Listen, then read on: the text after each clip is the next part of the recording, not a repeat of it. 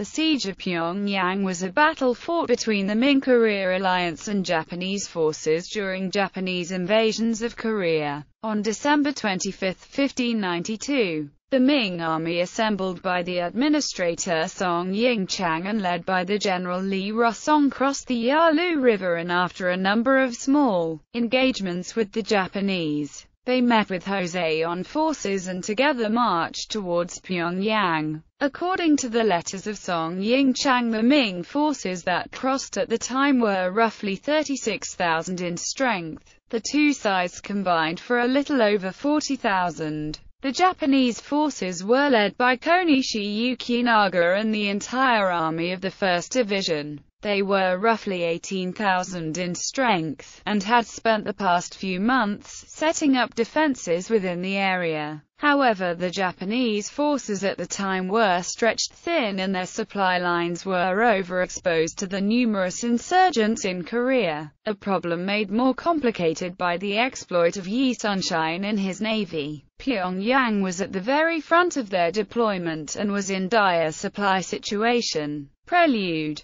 Arrival and attempts at negotiations. The Allied forces arrived at Pyongyang on 5 January 1593, at the west end of the Pyongyang. The Ming had previously sent their diplomat Shen Weijing to start negotiations with the Japanese in the previous months, and he was present in the army as well. He was sent forth again when the army reached the walls to make attempts at parley. Konishi Yukinaga, realizing their own trouble with logistics, was therefore also agreeable to Li's offer for talks. Over the next couple of days, however, the parley turned into chaos as Li Rosong attempted to capture the Japanese leaders sent to the Ming camp by Konishi but failed. And after that, the Japanese made a similar offer for Li to enter into the city and talk. Li had originally considered a plan where they would agree and storm into the city and take them by surprise, but at the last minute bailed on the plan and decided to go with the direct assault. Battle. After the barter broke down, there were some initial skirmishes at Mount Marobung, and the Japanese also attempted a night raid on the Ming position that failed. Early in the morning of January 8, Li Rosong ordered his forces to attack. The plan was a three-sided assault, with the primary focus on the west end led by Li Rosong himself. The southern end was led by Zhu Chengzun. His forces were mostly Ming forces disguised as Korean soldiers.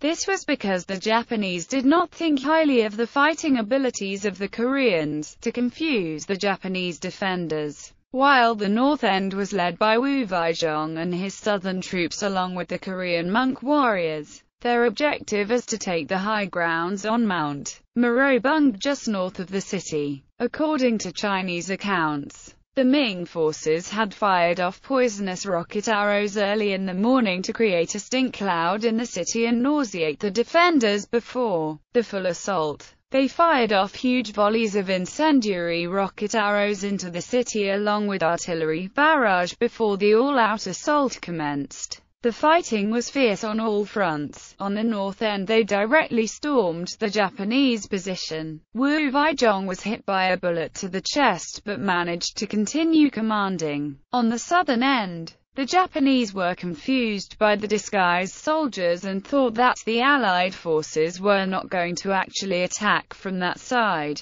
However, they were taken by surprise by the army, which was revealed to mostly consist of Ming soldiers, and attacked the Japanese's position. Still, as they were attempting to enter the city streets, the Chinese were hit by ambushes and beaten back. The western end was where the heaviest fighting occurred. Li Rosong's horse was shot from under him and briefly fell into a pit. Li Rumai took an indirect arquebus shot to the helmet. Many of the Allied generals climbed up to the ladders with their men and fought on the walls. Before noon, with his forces in trouble on all fronts, Konishi decided to pull his men back into the citadel they had recently constructed. Encircled in the citadel, Konishi realized that the eastern end of the walls were still open, and at night they retreated out on haste and made a dash for Seoul. However, as they were attempting to ford the Datung River, they were hit by further Allied ambushes with artilleries and took more casualties.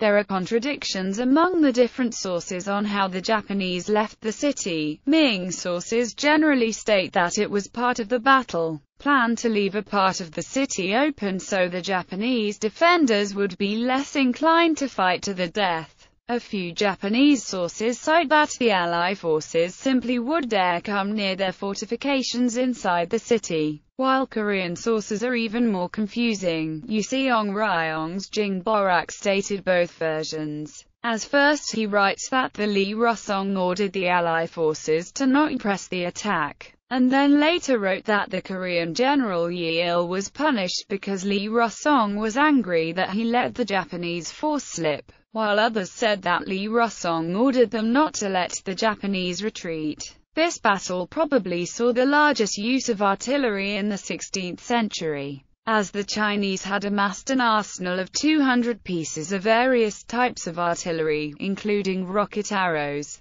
breech-loading cannon and several large-caliber, great general cannons. Both armies used state-of-art firearms and cannons.